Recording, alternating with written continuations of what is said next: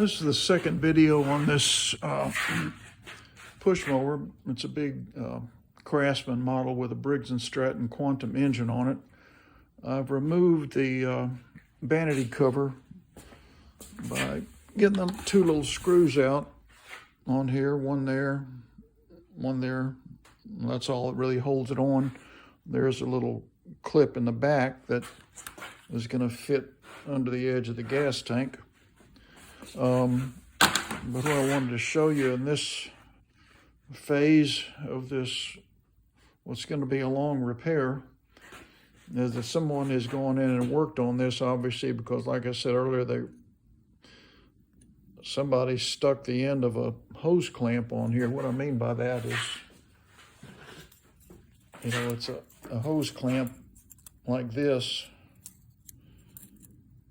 with the end of that right there, and stuck one in there. I don't know what that's about. So that's got to come off, and this is not moving. So somebody's obviously removed the rewinder. Maybe they tried to repair it because it's not engaging right now. It just, you know, slipped. Okay, that engaged for a second. There it is there. So that is engaged. But then other times it just slips and slides. So I've got to check on that. But when they went in and replaced this, reinstalled it, they did two things wrong. They've got this housing on the inside of this, and that's not where you want that. You want this edge and this edge under that blower housing, and then this one on the outside that holds this kind of in place, keeps it stable. The other key thing is this plate here, which holds the little spring that runs through the carburetor, needs to be under this. So they didn't install it right here, didn't install here, and so this plate needs to be under the blower housing. So let's get this off, because I need to look at the rewinder and understand why sometimes it engages and sometimes doesn't. So let me put the camera in the holster and let's see what's what here.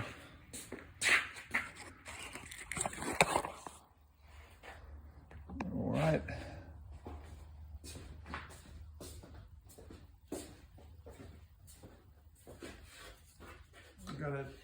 First thing you have to do is take this 5/16 screw out that holds the dipstick on and swing it out of the way to get the rewinder off. Let's see if I can get that started. And by the way, every screw I've removed here, like these three that hold the tank on, I mean, they were tight. It's like you used an impact wrench on everything, and this one's kind of the same way. You don't have to tighten these things down like you're tightening lug nuts on an automobile. They don't have to be that tight. All right, let's see if we can come around that way and swing this dipstick out of the way. And I always like to clean around the base of this to keep oil from getting down in here when you move this, because there is going to be a little separation, and that crankcase is going to be open.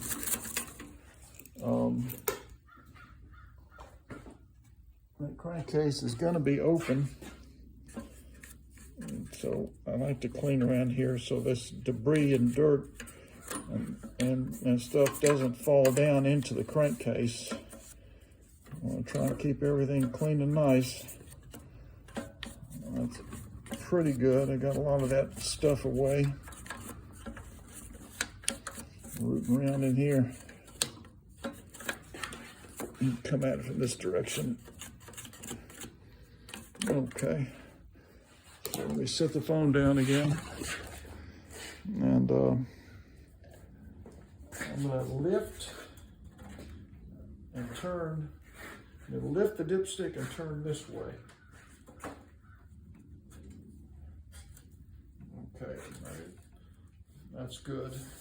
And now you take off 1, 2, 3, 4 of these 3/8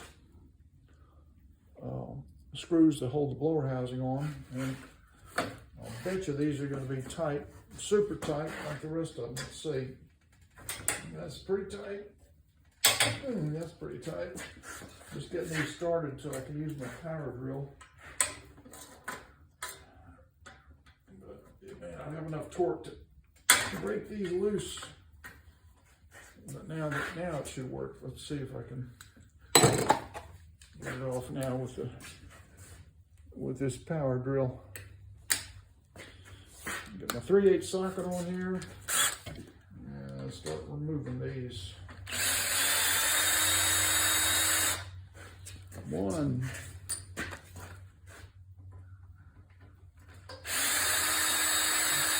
2.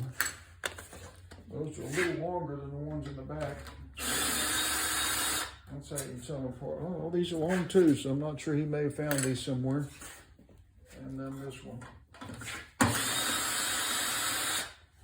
So there's a short one. So yeah, this my amateur small engine repair guy has switched and swapped some things around. Nothing wrong with that, but you know, I'll make sure you do it right, which you didn't do when you replaced this blower housing. Because he got some things wrong on how it goes on there. Okay, so I don't see any critters under here, and that's always good. Let's see what happens with this. I wonder why that's not engaging that, because that looks okay.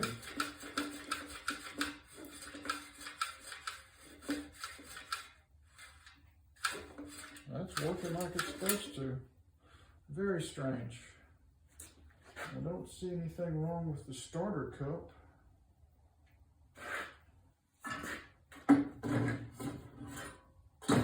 While I'm looking at this, I want to understand this.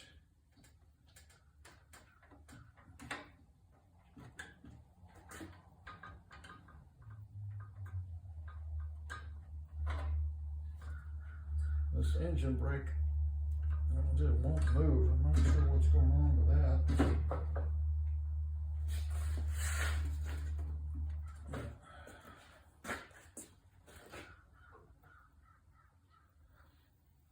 Anyway, what I'm seeing here is the linkage that runs from here to the carburetor. This, they call it an air vane, but it's not got nothing to do with the air. It's pushed by this thermostat, which does work. As long as there's some spring action, you're good. It looks like it's been bent a little too far that way, so I'm going to bring it this way some. It looks like it was actually touching that arm too soon. I'm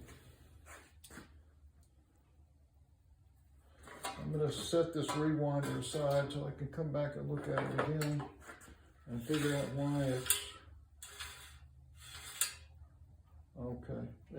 You see that that time it stayed out. That little dog stayed out.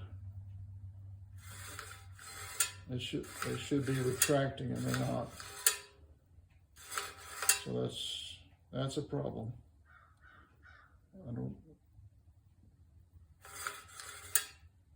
They're not retracting.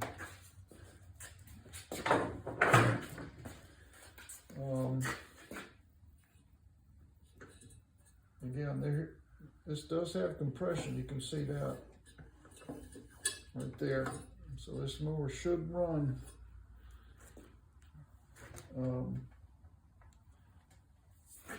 going to go ahead and take this arm off, because it's not moving anyway. It's got to come off. So when we come back, we're going to start working over there on that carburetor.